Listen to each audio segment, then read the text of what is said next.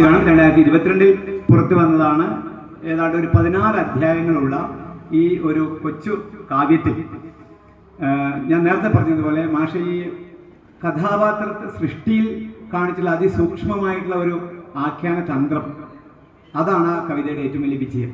അതാണ് പാരമ്പര്യത്തിൻ്റെ ഏറ്റവും വലിയ ഘടകം എന്ന് പറയുന്നത്. ഒരുപാട് ആളുകൾ ഇപ്പോൾ നമുക്കറിയാം, എം.ടിയുടെ രണ്ടാം മുഴം ഉൾപ്പെടെയുള്ള ഒരുപാട് കൃതികൾ നമുക്ക് കഥാപാത്രങ്ങളായിട്ടും കഥാസന്ദർഭങ്ങളായിട്ടും ഉണ്ട്. പക്ഷെ അതിൽ നിന്ന് വ്യത്യസ്തമായിട്ട് ഈ ലക്ഷ്മണൻ എന്ന് പേരിട്ടില്ല. സാധാരണ സൗമിത്രി എന്നാണ് അദ്ദേഹം പേരിടുന്നത്. സൗമിത്രി എന്നാണ് ലക്ഷ്മണൻ അവിടെ സൗമിത്രിയായിട്ടാണ് അവതരിക്കുന്നത്. അപ്പോൾ ഈ കഥാപാത്രത്തെ ഒരു കൾച്ചറൽ മാപ്പിംഗ് എന്ന് പറയുന്ന ഒരു സങ്കേതം ഉപയോഗിച്ചിട്ടാണ് പഠിച്ചിട്ടുള്ളത്. ഒരു കഥാപാത്രം ഒരു സംസ്കാരത്തിനകത്ത് ആ ഭൂപടങ്ങൾ നിർമ്മിക്കുന്നു, മാപ്പിംഗ് നിർമ്മിക്കുന്നു. ഇതിവൃത്തത്തിനകത്ത് ഒരു മാപ്പിംഗ്, ഒരു ഭൂപടം നിർമ്മിക്കുന്നു. കഥാപാത്രമായി സ്വന്തം നിന്നുകൊണ്ട് ഒരു ഭൂപടം നിർമ്മിക്കുന്നു. ഇത് ഒരു പുതിയ ചിന്തയുടെ, പുതിയ പഠനത്തിൻ്റെ ഒരു രീതിശാസ്ത്രം കൂടിയാണ്. അതിന് ഏറ്റവും ആപ്റ്റായിട്ടുള്ള ഒരു കൃതിയാണ് മാഷയുടെ ഈ സാധന സൗമിത്രി.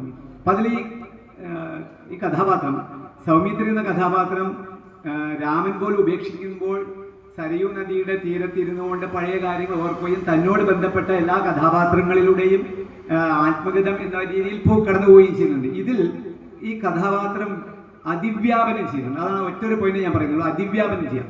ഇവിടെ ലക്ഷ്മണൻ എന്ന് പറയുന്ന കഥാപാത്രം സൗമിത്രി ആയിക്കൊണ്ട് ഈ രാമന്റെ ചെയ്തികളെ, അല്ലെങ്കിൽ രാമനുമായി ബന്ധപ്പെട്ട ആ അധികാരത്തിന്റെ ബലകേന്ദ്രം, അപ്പോൾ സ്നേഹത്തിൽ പോലും ഇപ്പോൾ സഹോദരനാണ് എന്നുള്ളൊരു ബന്ധം, അല്ലെങ്കിൽ സഹോദരൻ ജ്യേഷ്ഠന്റെ പത്നിയെ സംരക്ഷിക്കേണ്ടതാണെന്നുള്ള ഒരു അധികാര ബന്ധം, ഇങ്ങനെയുള്ള ഒരുപാട് അധികാരത്തിന്റെ അതീശത്വ വ്യവഹാരങ്ങളെ മുഴുവൻ നിഷേധിച്ചുകൊണ്ട് അതിൽ നിന്ന് മാറി ബഹുസ്വരതയുടെ ഒരു തലത്തിലേക്ക് ലക്ഷ്മണൻ വരുന്നത്, സൗമിത്രി വരുന്നത്.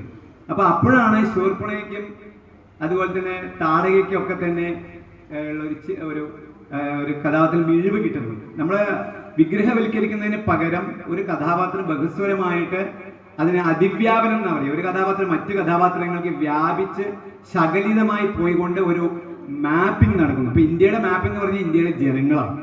സാധാരണ നമ്മൾ സാമൂഹ്യ പാഠത്തിൽ മാപ്പിംഗ് പറഞ്ഞിട്ട് നമ്മൾ അവരെ കൊടുത്തിട്ട് നമ്മൾ അടയാളപ്പെടുത്താൻ, അത് ശരിക്കും അങ്ങനെയല്ല. ജനങ്ങൾ രചിക്കുന്ന ഒരു ഭൂപടമാണ് യഥാർത്ഥത്തിൽ രാഷ്ട്രത്തിന്റെ ഭൂപടം. അതുപോലെ കഥാപാത്രത്തിന്റെ ഭൂപടം എന്ന് പറയുന്നത് അതുമായി ബന്ധപ്പെട്ട കഥാപാത്രങ്ങളിലൂടെ കടന്നു പോകുമ്പോൾ ഉണ്ടാകുന്ന ഒരു ആഖ്യാന തന്ത്രമാണ്.